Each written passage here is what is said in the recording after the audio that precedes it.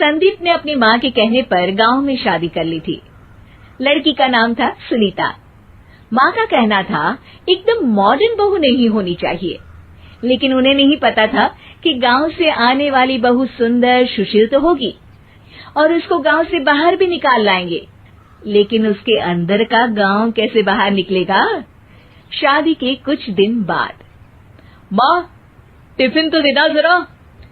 बेटा अब तो स्कूल नहीं ऑफिस जाता है, माँ से नहीं अपनी बीवी से टिफिन मांगा कर। ओके माँ। सुनीता टिफिन ले आओ। 1 किलो टिफिन, इसके अंदर पिस्ता डाल दिया है। पिस्ता? पिस्ता क्यों? सास जी ने बोला था ना कि आपको पिस्ता बहुत पसंद है। ओहो, मैंने पिस्ता नहीं पास्ता बोला था, पास्ता। पास्ता? कहीं होता है पास्ता? अरे बेटी तू रहने दे, मैं बना दूंगी। अच्छा किया कि पाव भाजी बनाने का नहीं बोला, वरना किसी के पाव बना देती है। सुनीता को बुरा लगता है, लेकिन उसकी नादान हरकतें कम नहीं होती। ऐसे ही एक दिन, अरे तुमने ये क्या लगाया है? अरे आप वो फूस फूस करके लगाते हैं ना, वही। डियो? का दियो? किसको दियो? अरे वही ना जिससे खुशबू आती है।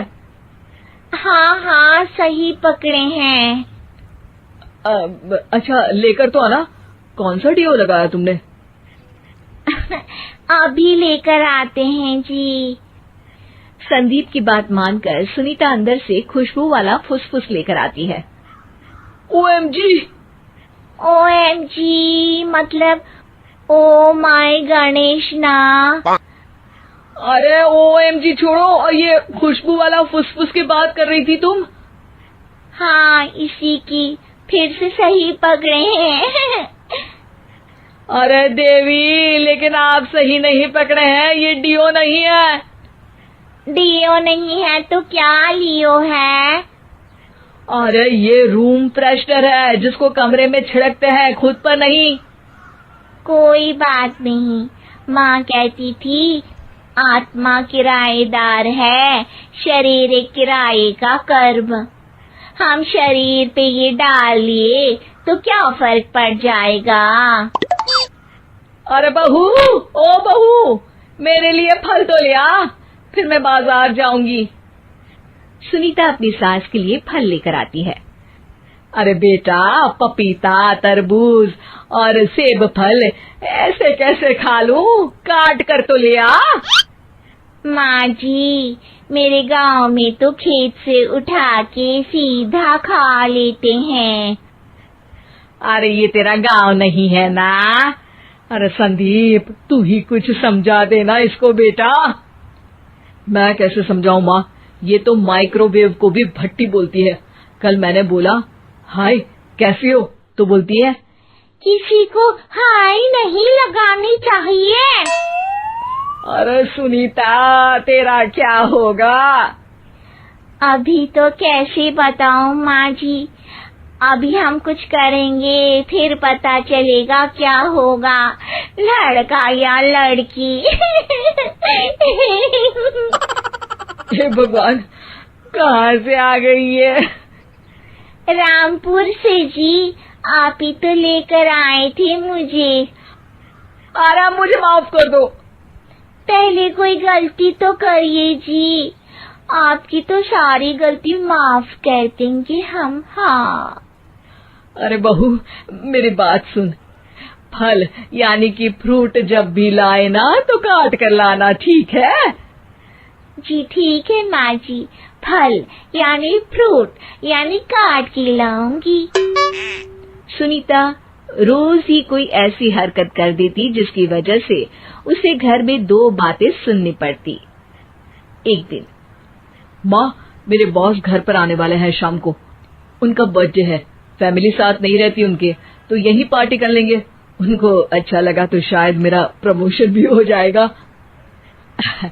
मैं ना फ्रूट केक लाकर फ्रिज में रख दूंगी और तेरे साथ आज खाना मैं बनाऊंगी, ताकि जब साहब आए तो खाने में कोई गड़बड़ ना हो। शाम को जब सारी तैयारियां हो जाती है, संदीप के साथ बड़े साहब भी घर आते हैं। फ्रूट केक तो ले आना बहू, फिर खाना खाएंगे। अरे इस सब की क्या जरूरत थी, आपने बुलाया वही काफी है। सर, आपका परिवार शहर में नहीं है तो हम ही आपके परिवार जैसे हैं सर। इतने में ही सुनीता फ्रूट केक लेकर आती है और बड़े साहब की टेबल पर रख देती है, और जैसे ही केक के ऊपर का बॉक्स हटाती है, ओह, ये क्या है? केक तो कटा हुआ है। मैं तो ऐसा नहीं लाई थी। आप मुझे शाबाशी दे सकती है माँ जी, मैंने ही केक काट दिया। आपने कहा था ना, फल यानी फ्रूट यानी हमेशा काट के लाना, तो फ्रूट केक भी तो फ्रूट ही है ना, तो मैंने पहले ही काट लिया। हूँ ना मैं समझदार। अरे बहू, ये क्या किया? केक हमेशा वही काटता है जिसका जन्मदिन होता है। तुझे एक बात भी समझ नहीं आती, एक नंबर की बेवकूफ है। पूरा माहौल बिगड़ चुका था। संदीप को लगने लगा था कि साहब उसे प्रमोशन तो दूर की बात है, कहीं डिमोशन ना दे दे, लेकिन साहब बीच में ही बोल पड़ते हैं। अरे कोई बात नहीं, ये इनकी बेवकूफी नहीं है, इनका भोलापन है। बेटा आप कहाँ से हो? रामपुर गांव से। अरे वाह, गांव से? फिर तो आपके गांव में ताजे फल और सब्जियां मिलते होंगे। हाँ, सही पकड़े हैं। हम तो काटते भी नहीं, सीधा खा लेते हैं। मैं ना एक बार तुम्हारे गांव घूमने जरूर चलूंगा। क्यों संदीप, ले चलोगे ना? मुझे गांव घूमना बहुत पसंद है। बस फिर क्या था, संदीप और सास दोनों खुश हो गए, क्योंकि साहब को सुनीता ने गांव की बात करके खुश कर दिया था। अब संदीप का प्रमोशन पक्का था। शिक्षा, कभी भी किसी भी गलती पर घबराना नहीं चाहिए। हो सकता है कि उस गलती की वजह से आगे बड़ा फायदा हो जाए।